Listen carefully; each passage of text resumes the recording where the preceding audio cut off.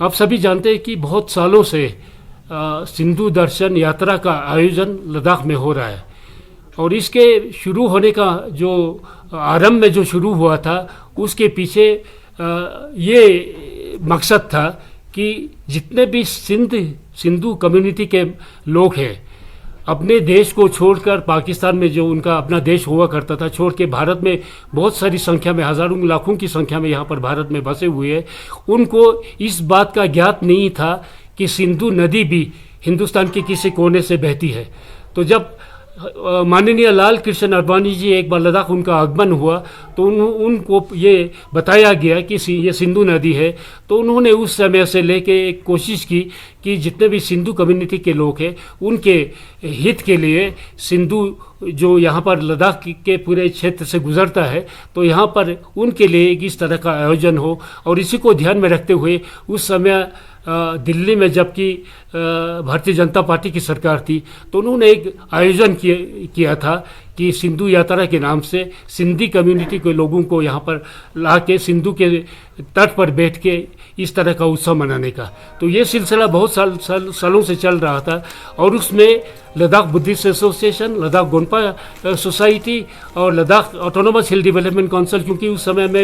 Ladakh autonomous hill council में chairman के ओहदे पर मैं तैनात था, तो सब ने मिल के इस आयोजन में हम लोगों ने इसलिए सहयोग किया था क्योंकि एक बहुत बड़ा अवसर था लद्दाख में डोमेस्टिक टूरिस्ट को आगमन को बढ़ावा देने के लिए। तो उसी नीयत से ये सिंधु दर्शन यात्रा का आरंभ हुआ था। लेकिन इस बार जिस तरह से यहाँ लोगों के मन में एक शंका उत्पन्न हुआ है वो इस वजह से हुआ कि सिंधु दर्शन यात्रा को नाम को बदलकर सिंधु महाकुंभ के नाम से जो इसका आयोजन होने का जो ऑर्गेनाइजर्स ने फैसला किया है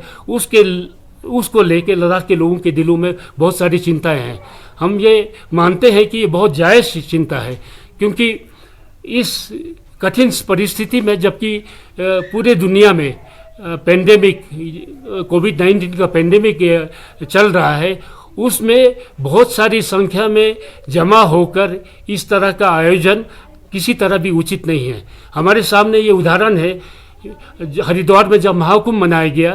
तो महाकुंभ में जिस तरह से लाखों करोड़ों लोगों ने उसमें शमूलियत की, उसके बाद जिस तरह से कोविड-19 का फैलाव हुआ तो उसको ध्यान में रखते हुए ये लद्दाख के लोगों में ये संशय होना लाजमी है कि कल को अगर हज़ारों लाखों की संख्या में महाकुंभ के नाम से यहाँ यात्री आते हैं तो लद्दाख में जो इसका प्रकोप बहुत ज़्यादा यहाँ पर था तो और भी होने का डर ज़रूर लद्दाख के लोगों के मन में शंका पैदा करती है। इसलिए Ladakh Buddhist association, Ladakh Gonpa association, जिनको कि इस ऑर्गेनाइजिंग कमेटी के मेंबर में हैसियत से रखा गया है,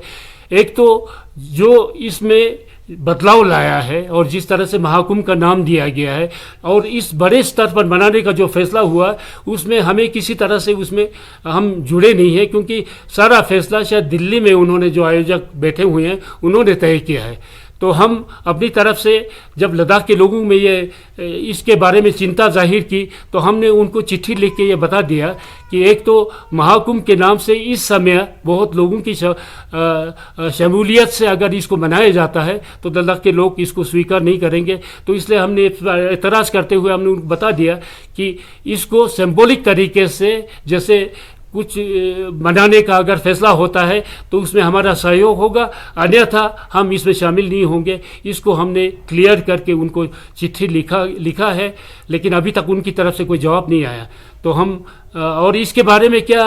आयोजन की क्या स्थिति है, क्या तैयारियां हो रहा है, इसके बारे में भी हमें कोई मालूमात नहीं है हमारे पास। तो इसलिए हम ये समझते हैं कि शायद आयोजकों ने कि जैसे पहले उन्होंने रद्द किया था तो शायद फैसला लिया है कि इसको नहीं मनाने का, क्योंकि हमें ऑफिशियल तौर से लद्दाख गोनपा सोसाइटी और लद्दाख बुद्धिस्ट एसोसिएशन का अभी तक इसके बारे में कोई इतला उन्होंने नहीं दिया है।